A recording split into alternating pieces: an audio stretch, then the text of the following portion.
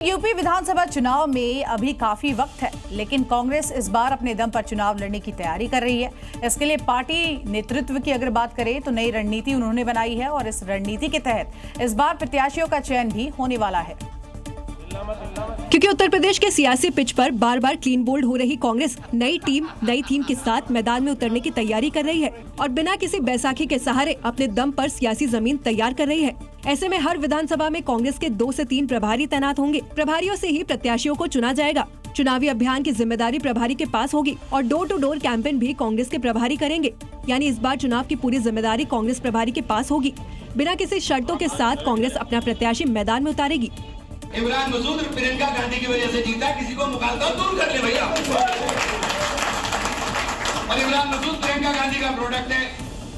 राहुल गांधी के नाम पर जीता, प्रियंका गांधी आई थी तब जीता। तो ये किसी को मुखालता नहीं पालना चाहिए कि मैं किसी के बैसाखी में हूँ। ऐसा पहली बार होगा जब कांग्रेस बिना किसी सिफारिशों के प्रत्याशियों का चयन करेगी, जिससे ग्राउंड लेवल पर पार्टी को काफी मदद मिल सकती है और अंदरूनी गुटबाजी को भी रोका जा सकता है।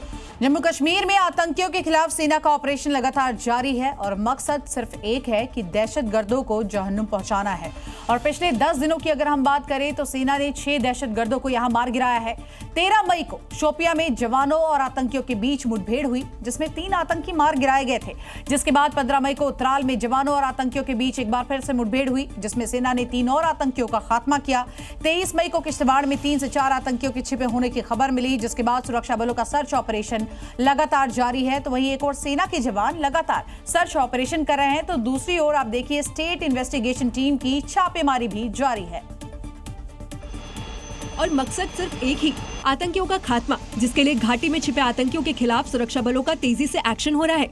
और इसी के तहत किश्तवाड़ में भी बड़ा एनकाउंटर जारी है।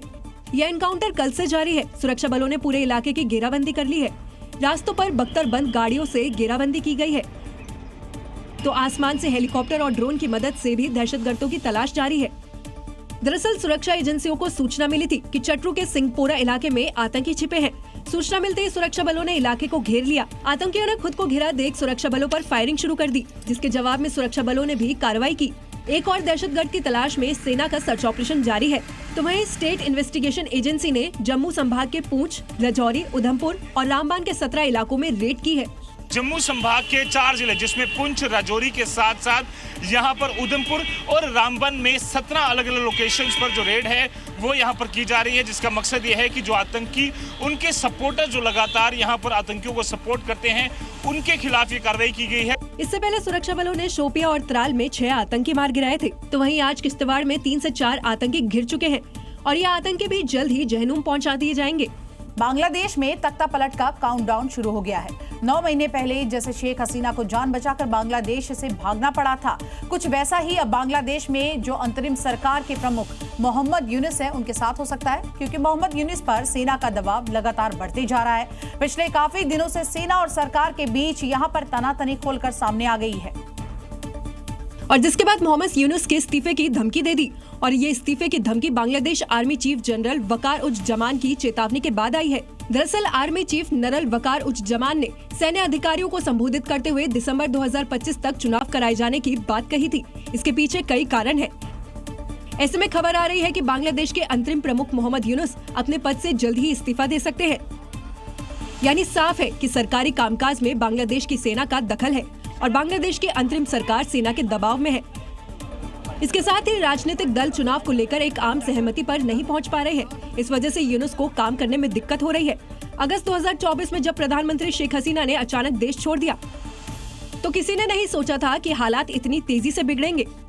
अब सत्ता की बागडोर नोबेल शांति पुरस्कार विजेता मोहम्मद यूनुस के हाथों में है, लेकिन ये जिम्मेदारी अब उनके लिए कांटों का ताज बनती जा रही है। देश की अंतरिम सरकार और सेना के बीच रस्साकसी चरम पर है और अफवाहें तेज है कि सेना जल्द ही सत्ता पर कब्जा कर सकती है। पूरे देश में बांग्लादेशी घुसपैठ के खिलाफ मुहिम लगातार जारी है और अवैध रूप से रह रहे यहाँ पर जो बांग्लादेशी हैं देश में, उनकी पहचान करके वापस भेजा जा रहा है। भारत और पाकिस्तान में तनाव के बीच केंद्रीय गृह विभाग ने सभी बांग्लादेशी को भारत छोड़ने का आदेश दिया था, लेकिन भारत सरकार के आदेश के बावजूद सैकड़ों बांग्लादेशी नागरिक देश छोड़ने को तैयार नहीं थे, जिसके बाद पुलिस ऐसे लोगों की पहचान कर उन्हें डिपोर्ट कर रही है। सूत्रों के मुताबिक राजस्थान के 17 जिलों में अवैध बांग्लादेशियों के खिलाफ अभियान चल रहा है, जिसमें अब तक 1008 बांग्लादेशी नागरिकों की पहचान की जा चुकी है। पुलिस कड़ी सुरक्षा के बीच 153 लोगों को जोधपुर लाई, जिन्हें एयरफोर्स एयरपोर्ट के जरिए पश्चिम बंगाल रवाना किया गया। ये पूरी प्रक्रिया जोधपुर जिला प्रशासन और गृह विभाग की निगरानी में पूरी की गई। वहीं राजधानी दिल्ली में भी 21 अवैध बांग्लादेशियों की पहचान की गई, जिन्हें बांग्लादेश वापस भेजने की तैयारी की जा रही है। भारत सरकार का संदेश बिल्कुल साफ है कि जो भी अवैध रूप से भारत में रह रहा है, उसे बख्शा नहीं जाएगा।